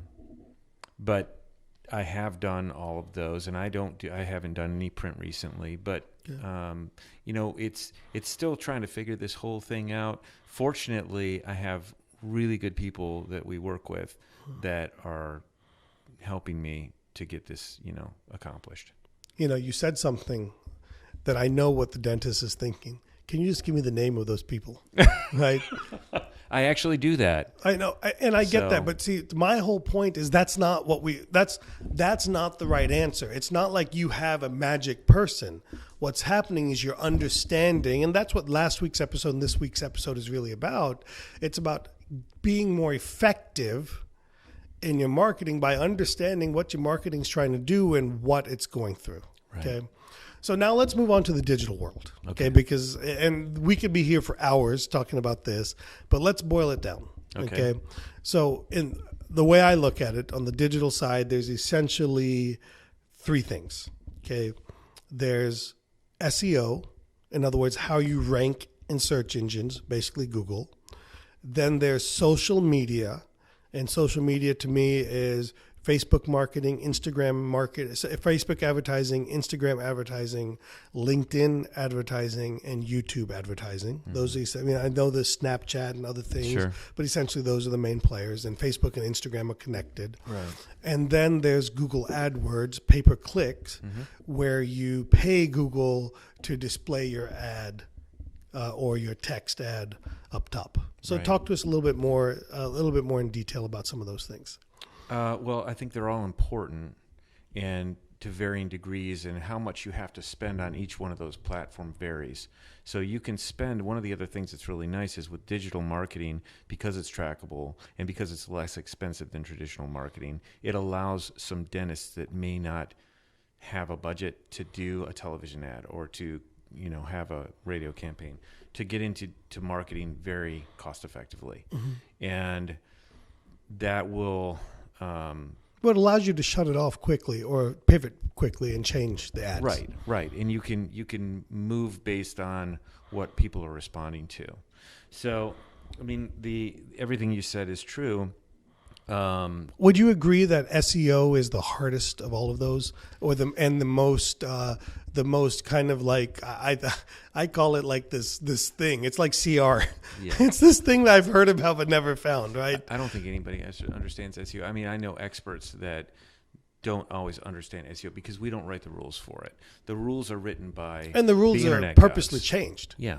So algorithms and things determine what that is. So it's for someone to come in and say, like, I'm an SEO expert this week, Sure. what about next week? So would you say, if I came to you, Christian, and I said, hey, I've got a budget of $1,000, $1,500, $2,000, whatever it is, that I want to spend on digital marketing, would you tell me to put my money into SEO services, or would you tell me to put my money into direct response through social media and AdWords? Well, I think it depends on what you're fishing for again. So depending on what I want type to do of more person- implant cases. Okay. So to find out where that individual, that demographic is at, what's working for us in particular is AdWords. So, I mean, there's a limit to how much money you can, or actually there's no limit. I mean, you could throw $100,000 a month in AdWords, which would be ridiculous. But if you're working with the right people, they can determine what is working, like what budget you need to have. And if you're working with someone that's really honest, like the people that I'm working with, they'll tell you, like, listen, don't spend another dime on AdWords this month. It's gone way up, or it's gone way down, or pay-per-click is, you're having much more success over here. So I definitely think that AdWords is important. SEO is one of those things where it's going to work based on the structure of your website and how things organically kind of come together. But AdWords creates SEO. So I just find that SEO takes forever. it's moving target that you never hit. You can touch SEO. You can actually monitor and you can manipulate that, but it has to be, one of the easiest ways to do that is through AdWords.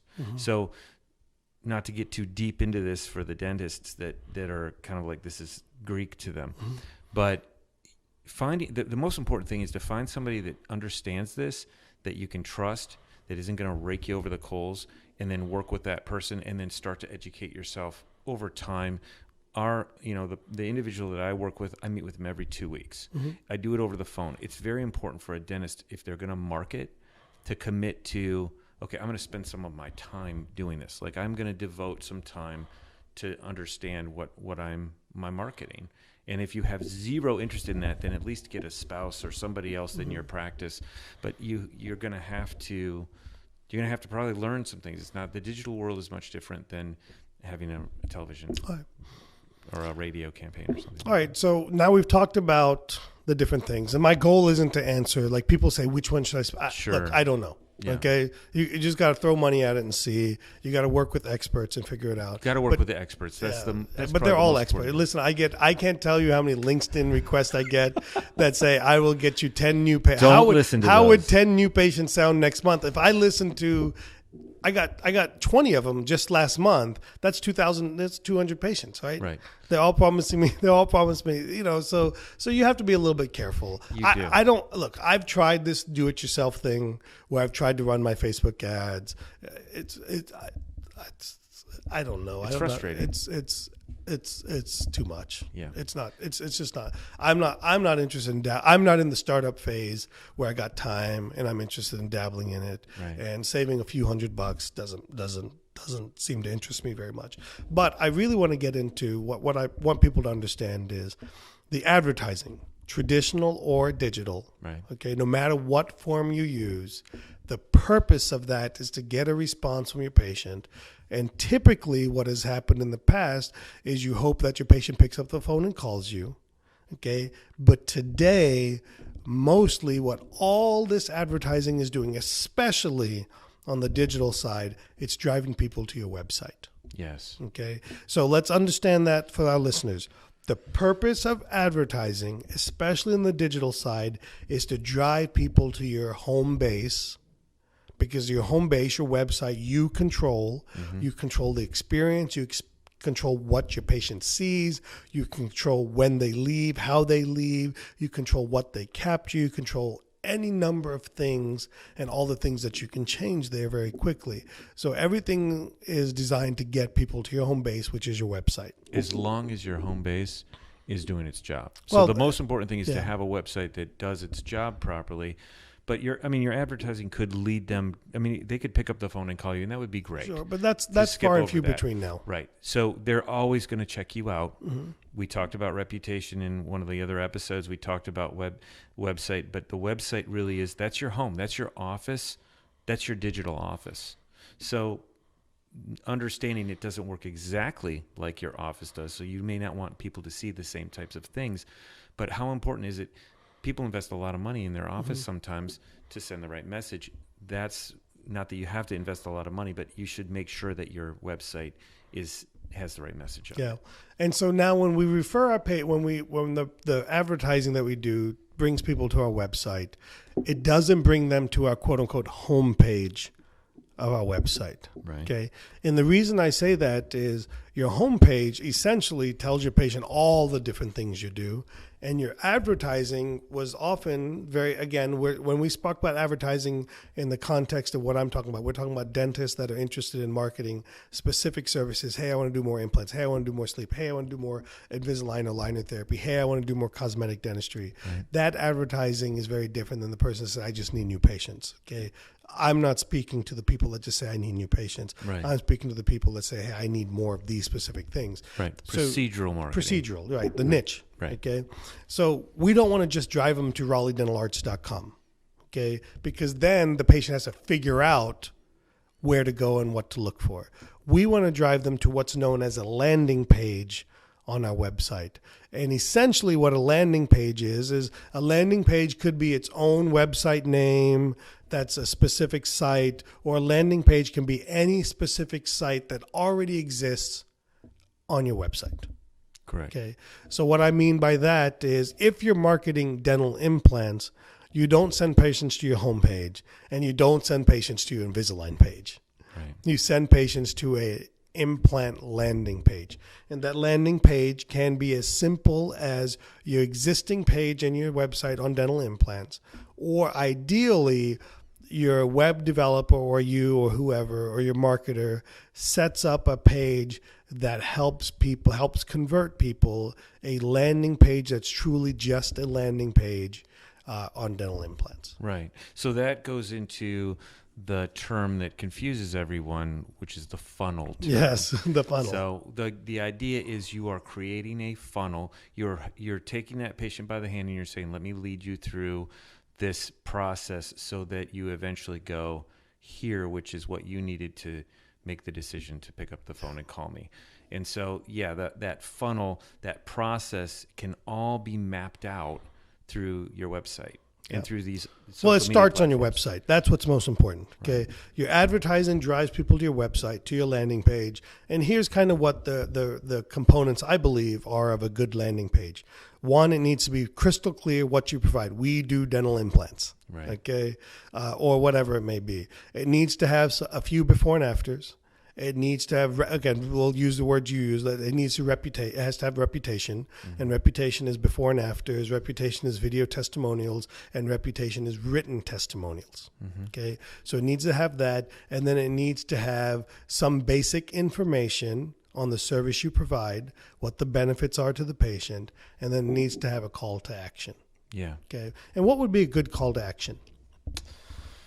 Call now. Call now? Okay. Buy now, a big button. It depends on what exactly I think you're trying to get them to do. So maybe you want them to call you right then, or maybe you want them to go through a series of emails. Maybe you want them to watch an online consultation. Absolutely. I mean, could you be, we've been playing this for a while. Could you already start the process of determining, is this patient going to be qualified to make that decision? And more or less squeezing that funnel a little bit more and more so that your business team, when they answer the phone, they're not wasting time or they're not wasting the patient's time too. Yeah. So, I mean, a call to action, I think, is just you're encouraging people to do an action. You're saying, do this. Yeah. And you have to be direct. Right. And it's do this. It's go here. It's pick up the phone. It's send us an email. It's look at this video. It's whatever but obviously we want eventually that person to either walk in the door or, well, better than that, call us and make an appointment. Yeah. But, So again, our goal of the advertising, whatever medium we use, is get people to their website. More specifically, we want them to get to a specific page on the website, and that specific page should very clearly define what we do. Have reputation, which is before and afters, video testimonials, written testimonials, and it should have some information about the procedure, and it should have a call to action. Mm-hmm. In my opinion, and this is where I'm not an expert, the call to action should be, hey, are you ready and want more information? Let's call us now and let's schedule a consultation appointment. Or, hey, do you need more information? Click here to learn more about this procedure. Mm-hmm. Okay, so because some patients want to learn more. Yeah. Okay, and then we can help them go deeper into our website to learn more about these procedures. Right. Okay. Now, one of the things that I know you're big on is that a website needs to be more than a brochure. Right. Okay. And yes, we talked about video and we talked about these things, but you also are a big believer in having easy accessibility for your patients to make it easy. So what are some ways that we can make it easy for patients to do our call to action?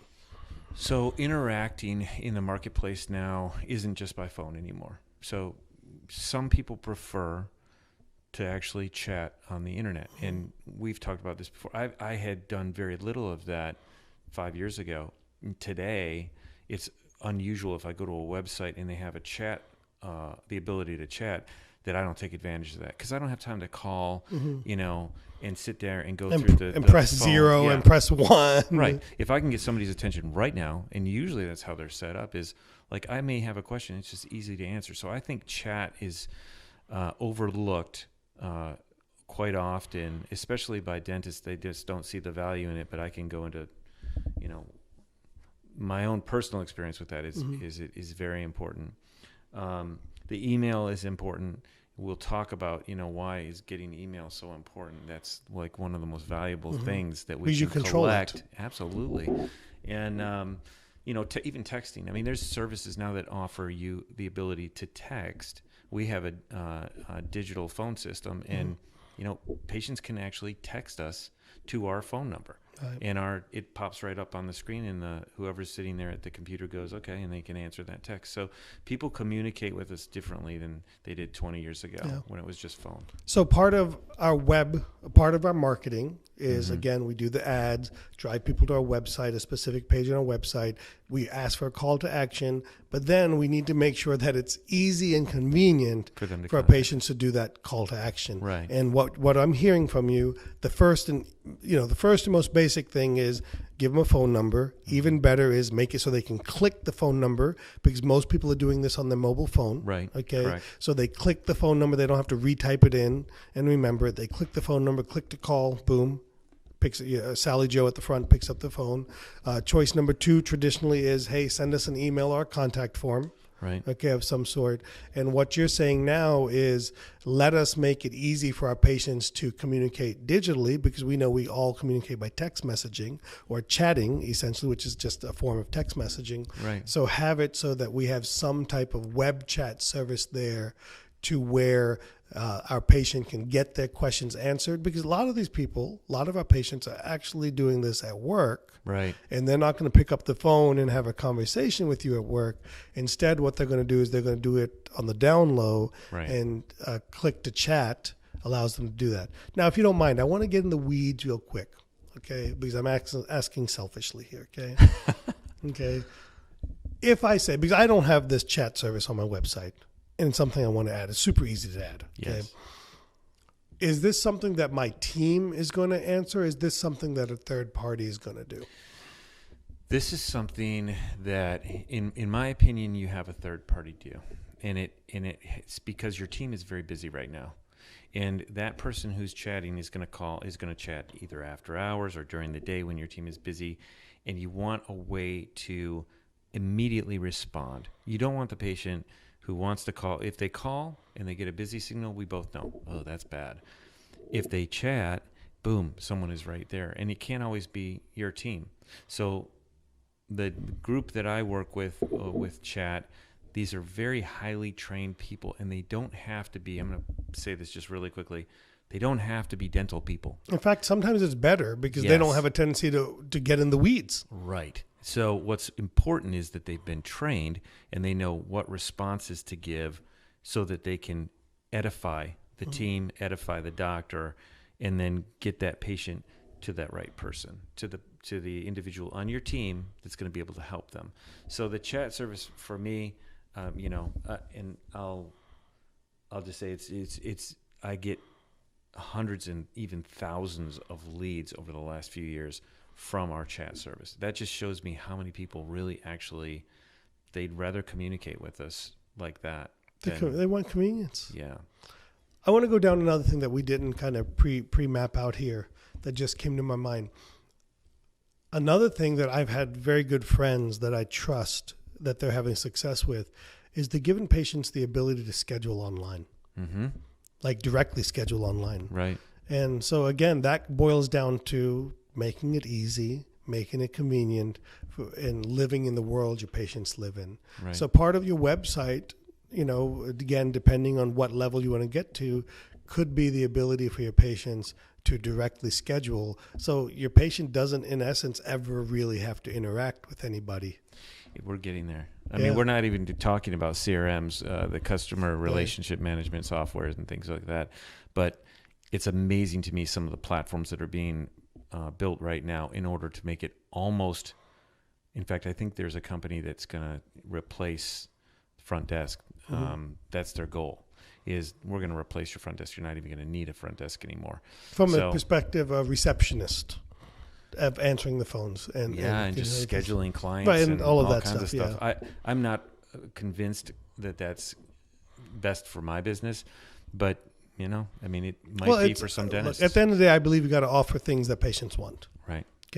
So again, I'm always trying to get back to the basics because we have a tendency to get a little bit in the weeds, and we're not even getting in the weeds, to be quite honest with you. But from what I'm hoping to do, I'm trying to keep this pretty simple. Right. We decide what we need to do before we start marketing. We Right. talked about that last week, okay? Yeah. Then we decide, hey, we're going to do advertising. We talked about the different channels and mediums that we can do the advertising in. The goal of that advertising is either get people to call and schedule an appointment, and or more than likely what they're going to do is they're going to check you out by going to your website. That's the first place they go. And then you want them to go to a very specific page on your website. Okay. And then what we want to do is we want to have the fundamentals in place to get a call to action, which is we want them to come in. Ultimately, the call to action ultimately is we want you to come in to our Right. practice. Okay.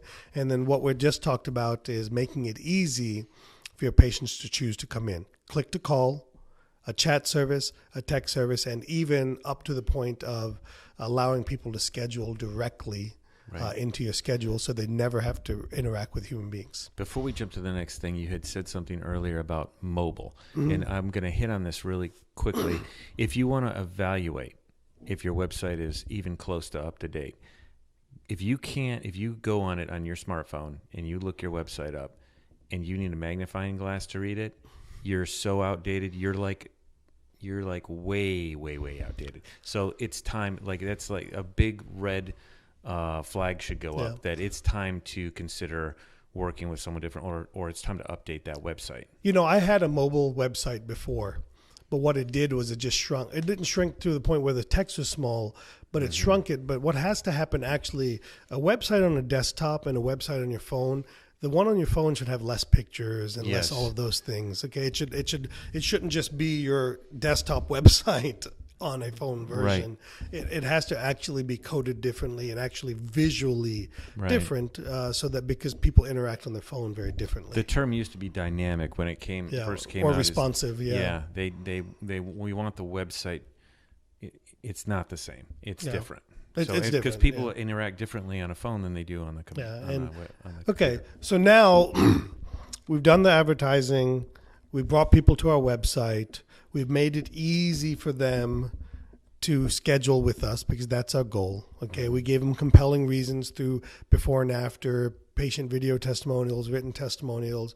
We made it easy for them to schedule through chat services, text services, online services, old school phone calls, all kinds of stuff. We're making it as easy as possible. And then now what we want to do is we want to take, some patients are ready to go. Right. Okay, they're good, they're ready, boom, they go. But what we're missing is nurturing the ones that are on the fence or that aren't ready. Okay, and this is what most often we refer to as the funnel. Okay, technically our funnel already started, just so people know. It started from the ad, went to the website, went to the call to action, and now we're going to go through and nurture the people. I want to go back for a second.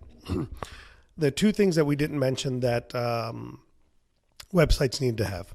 One, they need to have Google Analytics on it, or analytics of some sort, so that you can figure out how many people come and what they're doing, blah, blah, blah. And two, specific to Facebook, they need to have the Facebook Pixel installed, and that's going to come to the funnel part of this. And the Facebook Pixel, in other words, tells Facebook which people and what they did on your website so that they can move them through this funnel that we're going to talk about here differently. All right. So I want to start and then turn it over to you, okay, on this funnel, okay? All right. So the purpose of a funnel is to nurture your patient, or your potential patient. It is to keep you on top of the mind, okay? And ultimately, what you're going to do is you're going to drip, another marketing term, you're going to drip messages to your patient. And we can talk about the different ways that you can drip it to them, but you're going to drip different messages to them. Now, you can read if you write in autoresponder drip funnel on the Google, you will have 800,000 people tell you that they have the formula. Okay. And they all work. But ultimately, what I'm trying to get people to understand is that the funnel, the nurturing funnel, is about sending patients your information. I call it keeping them top of mind. Okay. And to give them example, I saw your ad for dental implants. It made me respond. I went to your website. I came in for a consultation and I left and I didn't do dentistry. Okay. Where most offices, mine included, okay, where we're missing the boat is we're not nurturing these people, because somebody said no today doesn't mean they're not ready. They're just not ready today. And in fact, 90% of your patients that do dentistry weren't ready the day you presented it to them. So a funnel is designed, okay, or a nurturing campaign is designed to keep you on top of the mind of a patient. So I'm going to use dental implants as an example, okay? I came in for the consultation. I heard your information. I said, oh, yeah, this sounds great. I got to think about it, blah, blah, blah. Okay. So now I'm going to send our patient, okay, we're going to send them several different messages. One message is just, hey, thank you. Here's what we do. Here what dental implants are. I just want to review kind of our appointment. It's a pre-made template, okay, that goes out to the patient. And then some series of days or weeks or months, probably in the days ballpark, we're going to send them another message that says, hey, I know recently you came in for dental implants, and I wanted you to hear from Mr. Jones and his experience at our office with dental implants and what it did. And then we may have a video testimonial, a written testimonial from them. So you, Christian, get my message about this. And then a few days later, a few weeks later, you're going to get another email or another message from me that says, hey, Christian, one of the most common questions we get is how much do implants cost? And really, that's not the right question. What most people are asking is, how can I afford it? Okay. So implant dentistry can be anywhere from a few $1,000s to the cost of a very expensive car, depending on what you choose. Okay. I want you to know these are the different ways we have in place for you to afford them. Okay. Very few of our patients write a check for all of this dentistry at one time. If you're interested, okay, and this comes back to the call to action, each one of these messages should have some type of call to action to it. Yes. Okay. And the call to action to me on this is, hey, if you're interested in financing, we can help you directly, or you can apply here online. Click this button, apply, and then we'll get a message saying that you applied. Okay. And then a few weeks later, I'll send them another message. And that message in this particular case may address the fear. Hey, Christian, I know you've probably done your research and you probably read Google and YouTube, and more than likely you saw some of these videos and it scared you to death, right? I want you to know the way we do implant dentistry is very different. Okay, number one, we use digital technologies that allow us to minimize how much work we have to do to you, blah, blah, blah, blah, blah, blah. But more importantly, we also offer sedation services. We offer high-level sedation services to where you won't feel or remember anything. So if fear's been holding you back, I want to address that with you. Call us. Let us talk about it. Right. Okay. And then we may send another message. And I keep going. And these messages aren't disorder or anything, but the whole point of the messages is that we're addressing the patient fears. Right. We're addressing the patient concerns. One of the concerns I get specific to full arch implant dentistry, patients are freaked out of, am I going to walk around without teeth? And I know that not to be true. So one of these messages would be, hey, Christian, you may be thinking to yourself, hey, if I get all my teeth taken out and it takes this 3 or 4 months for the implants to heal, am I going to be walking around without teeth? Christian, I want you to know that we have techniques that you will never walk around without teeth. Here's an example of that. Right. Here's a video testimonial from Mr. Jones talking about how he never walked without teeth. So your explanation of the funnel is right on, and I think the easiest way for dentists to understand this, because we've all heard this, fortune is in the follow-up. Right. This is a digital follow-up. It's a way that you can follow up with patients without having to have somebody pick up the phone and do it. Not that that's bad either, and there's analog ways of doing that. I would argue our team's going to screw it up. We're going to be uncomfortable doing it. It is if we pick up the phone and do it. If you have the right team member, it can be done. It can be done, and but there's a training process, and that's why not everybody's going to be able to find those people. This gives you control over that follow up. You can test that follow up to see what works better. So I'm all for it. I am a big believer in this, and I think email is one of the most valuable appreciated things that we have in our practice. We have thousands of email addresses that we never use. I looked it up. I have 92% of all my patients. I have the email address. Yeah, we're missing the boat there. Yeah. All of us are, and we're not leveraging their email addresses. Right. It's an untapped resource. But the key is you have to follow up with people because, like you said, they're not ready to buy. Maybe that day. 90% are not ready to buy that day. But if you stay in front of them and you're able to be, that little thing in their ear, then boom, when they're ready, they're going to do it. So what are the most popular ways to extend or send these messages to patients? Email. Email's one. There's retargeting online. Okay, so now let's talk about that. So retargeting, what you mean is, in other words, hey, I responded to your ad. I went to your website specific to implant dentistry. I don't want to send you, Christian, the same ad over and over again. I now want to send you the next ad. Right. Which is answering the same questions I just went through there, okay? And then I want to send you another ad with answering another question. So that's where the Facebook pixel comes into the specific to Facebook. Yeah. Is that so it knows that you, Christian Yaste, visited my website and looked at this. You responded to the first ad to get there. Now it's going to stop showing you the first ad, and it's going to start showing you ad number 2, 3, 4, 5. Creepy, right? Big brother advertising. Yeah, but it works, right? It does, and it's important. And there's a lot of technology out there, and it's changing. And in a year, this podcast may be obsolete. Not maybe, it likely will be. Yeah, because there's going to be so much more that but comes out here's of the market. What won't be obsolete. What won't be obsolete is understanding what happens. Right. Okay. We send why we want to advertise, what we got to have in place before we advertise and market. The mediums through which we market will change, but what we're doing ultimately, we're trying to get a response. Right. Okay.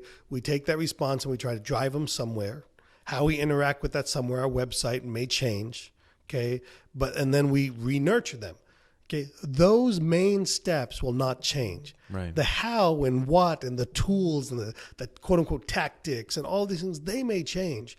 But when a dentist understands what's happening and what should be happening, now they can be in the driver's seat of really maximizing their investment, Right. really getting the most out of the dollars they spend, really being able to pick and choose who they work with. Because just in this thing, we've talked about funnels, we talked about SEO, we talked about Pixel, we talked about AdWords, we talked about, keywords. We've said these words, and these are the jargon that when you talk to a marketing, when you interview somebody that wants to take $2,000, $3,000, $4,000, $5,000 a month. And by the way, let's think about that. Mm-hmm. I have people all the time ask me to spend $2,000, $3,000, $4,000 a month with them. That's the cost of a house. Yeah. And so would you just pay somebody the cost of a house without vetting them? No. And part of that vetting process, anymore. Not anymore, right? But part of that vetting process is hearing the right things. And part of that vetting process is hearing the right things and understanding what those words mean. Maybe you don't understand the technical part of it, because I don't even. Right. Okay.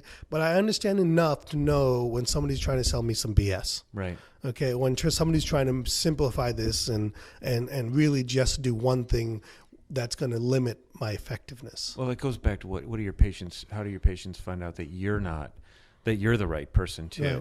Because I'm going to talk to other people. I'm going to look at reviews. I'm going to know, I'm going to get it from a trusted source. Mm-hmm. And so for me, the vetting part is the most frustrating part. And then when I actually find the person that I know that I can work with them, and that might be different for different people because not everybody's a great fit for everybody. Mm-hmm. But the bottom line is if you've got somebody that you can trust, that's going to be respectful of your money, and it's going to help you budget that appropriately, but not give you false expectations. And that's another big thing is don't let somebody tell you that they're going to be able to put 100 people a month in your office.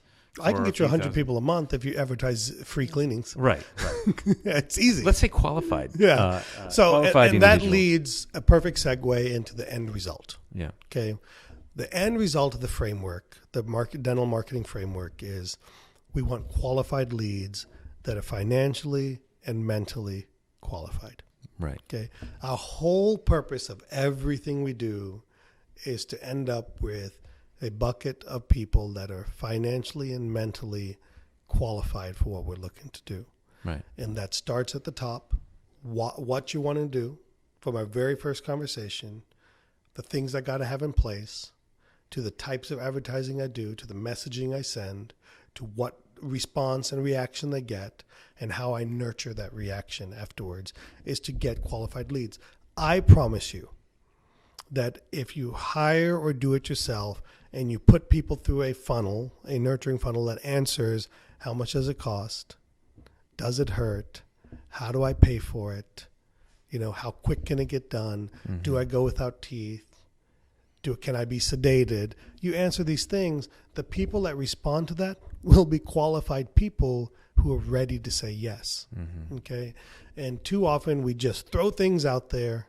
And then, like I'm going through it now with throwing ads out there, and I'm frustrated at the people that are coming in because I tell them that, hey, something like this is $25,000 to $30,000, and they say, oh my God, I thought it was going to be a few $1,000s, and I'm looking at myself like, what did I? Instead of saying instead of blaming the patient, I'm saying, what did I do wrong that something in our messaging didn't take care of this, right? And I believe in being very direct with people.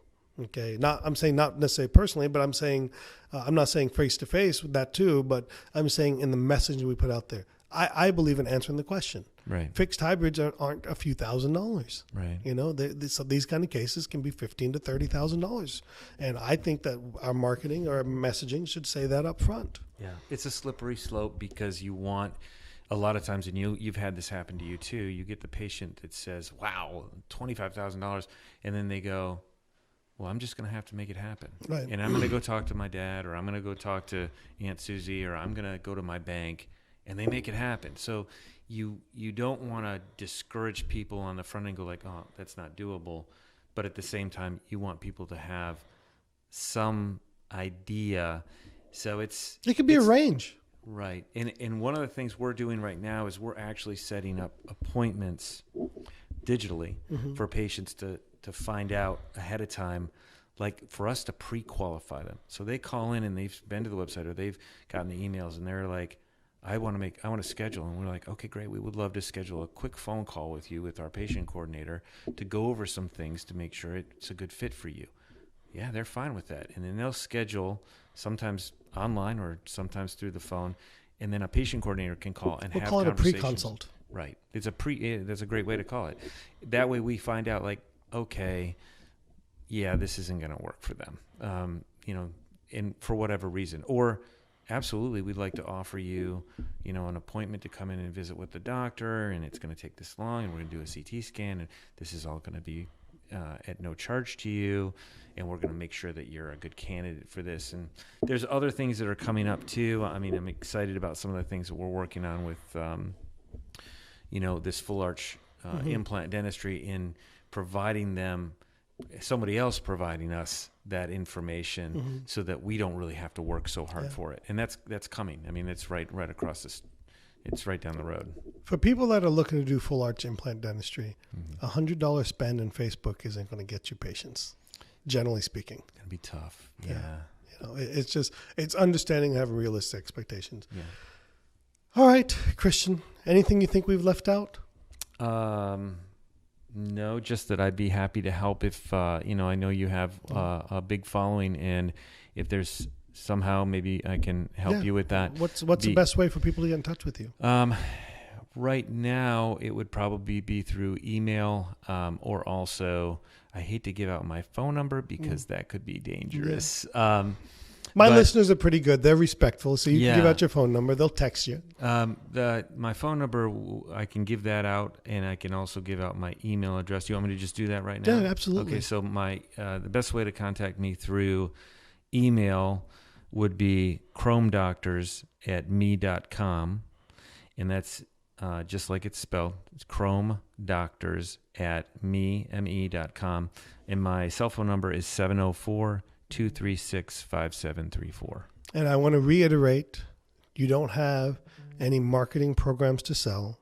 No. You just serve as an advisor, happy to help the profession out. I do work with some I can be a good referral source, I think, for the person that's looking for certain types of things. And I'm not going to, my job is to help people find a good fit. Yeah. And if I'm not a good fit, or I can't help you find, I'll try to help you find somebody that's a good fit. But the people that I'm working with, for the average dentist that wants to add a few cases a month, if you want to add 50 cases a month, then there are companies out there that can help you with that. But the budget for that is enormous. It's $30,000, $50,000 a month. Yeah, easy. So for the dentists like you and me, that I want to do 4, 5, 6 cases a month. Yeah, I want to do that in my practice. Then there are solutions already available for that. Perfect. Christian, thanks again. My pleasure. Always good. Great. All right, everybody. So again, we talked about a lot of things. If you want to go back and you want to kind of do some checklists, you want to see this visually, dentalmarketingframework.com. Got nothing to sell you, just an option to get a PDF download of the things, the checklist we talked about in episode 1, where we talked about the things you need to have in place before you're marketing, and then to have a visual of the marketing framework, of the advertising to the website, to the nurture campaign, to get your patients to have qualified leads. It's really pretty simple, but super important before you spend $1 of your hard-earned money, your family's money, money that should be going to your kids. If you don't waste it, okay, make sure it's effective.